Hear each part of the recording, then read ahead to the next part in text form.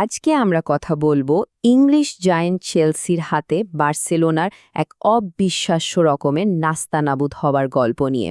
এমন একটা ম্যাচ যেখানে একজন ব্রাজিলিয়ান তরুণ তুর্কি রীতিমতো জ্বলে উঠলেন, আর আরেকজন সুপারকিডকে দেখে মনে হচ্ছিল তিনি যেন নিজের ছায়ার সাথেই লড়ছেন। চলুন তাহলে গভীরে যাওয়া যাক। ফলাফল ৩-০।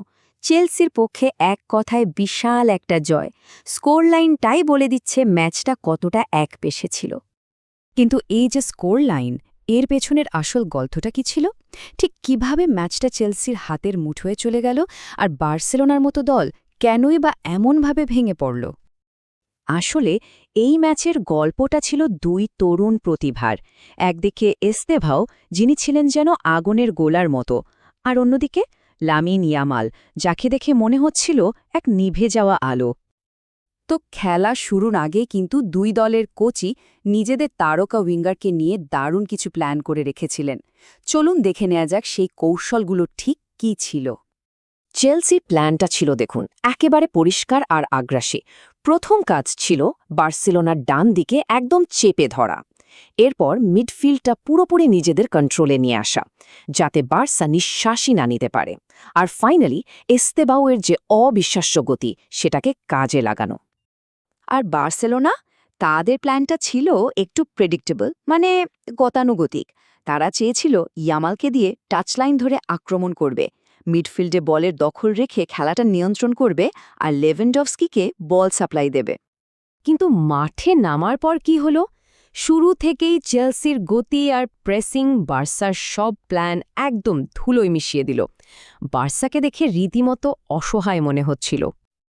আর ঠিক এইখান থেকেই শুরু হলো এস্তেবাও শো। মানে এই ম্যাচের আসল নায়ক তো তিনিই ছিলেন, ম্যান অব দ্য মোমেন্ট। মাঠে তিনি কি না করেছেন, বারবার ডিফেন্ডার বালতিকে নাচালেন, কিউবার্সিকে তো গতিতে পাত্তাই দেননি, নিজের হাফ থেকে অ্যাটাক শুরু করেছেন, ভাবা যায়। আর তার ড্রিবলিং ছিল একদম ভয় ডরহীন, আত্মবিশ্বাসে ভরপুর, সাথে সিদ্ধান্তগুলোও ছিল ক্ষুরধার। আর ৫৫ মিনিটে তার দেওয়া গোলটা, ওহ, ওটা তো শুধু একটা গোল ছিল না, ওটা ছিল পুরো ম্যাচের সেরা আর্টওয়ার্ক। চলুন গোলটা আর একবার মনে করার চেষ্টা করি।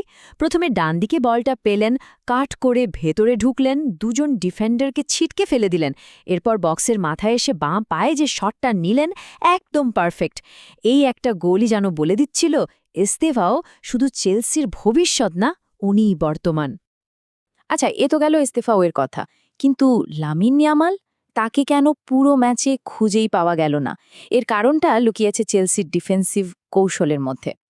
ব্যাপারটা হলো চেলসি ইয়ামালকে একটা ট্যাকটিক্যাল খাঁচায় পড়ে ফেলেছিল, মানে গুস্তো আর কুকুরেয়া দুই পাশটা একদম লক করে দিয়েছিল।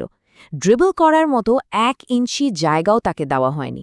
সবসময় দুজন ডিফেন্ডার ছায়ার মতো লেগেছিল, তার উপর মিডফিল্ড থেকে বল সাপ্লাই লাইনটাই কেটে দেওয়া হয়েছিল। ফলাফল, পুরো ম্যাচে তার পা থেকে বলার মতো একটাও শট আসেনি।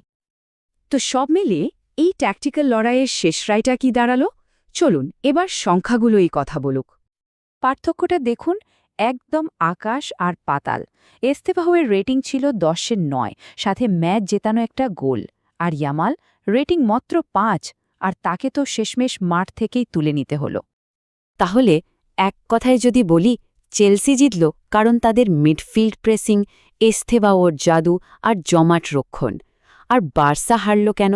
কারণ তাদের খেলায় কোনো গতি ছিল না, ইয়ামাল ছিলেন একা, আর ডিফেন্সে বোঝাপড়ার বড্ড অভাব ছিল। কিন্তু শেষ প্রশ্নটা হলো, এটা কি শুধুই একটা ম্যাচের অঘটন, নাকি ইউরোপীয় ফুটবলে ক্ষমতার পালা বদলের শুরু?